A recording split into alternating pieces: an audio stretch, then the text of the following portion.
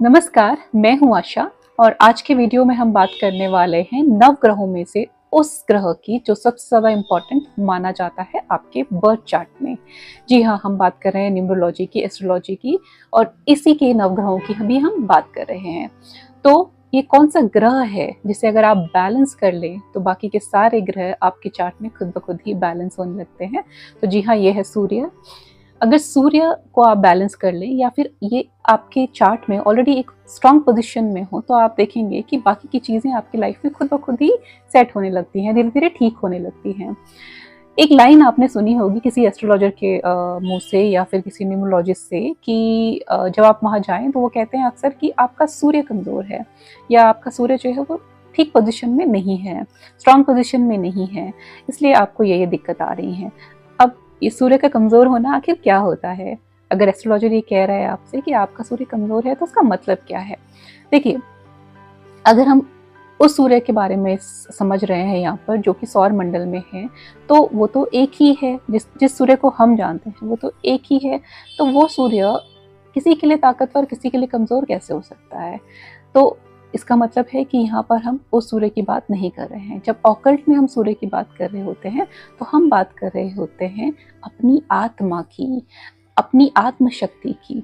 तो सूर्य कमज़ोर होने का मतलब होता है कि आपकी आत्मा कमज़ोर है, आप खुद से कनेक्टेड नहीं है, आप में आत्मविश्वास की कमी है। तो ये सब होता है सूर्य कमज़ोर होने का मतलब। तो अब अगर समझ लीजिए कि सूर्य कमज़ोर है आपके चार्ट में, बर्थ चार्ट में, तो क्या-क्या इसके लक्षण हो सकते हैं? बहुत सारे लक्षण हो सकते हैं। सबसे पहले तो आत्मविश्वास की आप में कमी रहेगी, आप कोई बड़े डिसीजंस आप ले नहीं पाएँगे।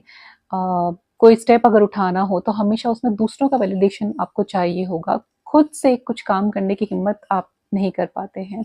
और भी कुछ चीज़ें होती हैं जैसे कि अगर बहुत मेहनत आप करते हैं लेकिन उसके बाद में भी वैलिडेशन नहीं मिलती है, वो रिकॉग्निशन नहीं आपको मिलता है, या फिर बहुत मेहनत करने के बाद में भी लोग आपको वैल्यू नहीं देते हैं। दूसरों को बहुत ज़्यादा प्यार करने के बाद में भी, सम्मान करने के बाद में भी लोग आपकी इम्पोर्टेंस नहीं समझते हैं, आपको वैल्यू नहीं देते हैं। ये सारे लक्षण होते हैं सूर्य के कमज़ोर होने के। तो अब अगर हम सूर्य की बात कर रहे हैं यहाँ पे, जो आसमान में जो सूर्य है उसकी अगर हम बात कर रहे हैं तो उसकी चारों तरफ सारे ग्रह घूमते रहते हैं। तो इसी तरीके से जो हमारा सूर्य है वो हम खुद हैं, हमारी आत्मा है। तो अगर हम इस आत्मा को स्ट्रॉन्ग रखेंगे, अपनी आत्मा को, सेल्फ को स्ट्रॉन्ग रखेंगे, तो चीज़ें खुद ब खुद ही बाकी की चीज़ें ठीक होने लगेंगी। और ऑकल्ट में भी ये माना जाता है कि अगर आपका मैग्नेटिज्म स्ट्रॉन्ग है, यानी कि अगर आपका कर्म प्रभावी है, तो आप अपने भाग्य को भी बदल सकते हैं। अब क्या ऐसे तरीके हैं कि आप अपने सूर्य को ठीक कर सकते हैं, स्ट्रॉन्ग कर सकते हैं, बेहतर पोजीशन में ला सकते हैं? तो इसके लिए कई सारे तरीके हो सकते हैं। ये एस्ट्रोलॉजिकल तरीके भी हो सकते हैं, न्यूमरोलॉजिकल भी हो सकते हैं, साइकोलॉजिकल भी हो सकते हैं और चक्रा बैलेंस वाले भी हो सकते हैं। तो इन्हीं में से कुछ तरीके लेकर के, कुछ उपाय लेकर के मैं आपसे मिलूँगी अगले वीडियो में। तब तक के लिए स्पिरिचुअल जर्नी में बने रहिए और इस स्पिरिचुअल जर्नी का हिस्सा बनने के लिए चैनल को सब्सक्राइब ज़रूर कर लीजिए। Thank you. बाय।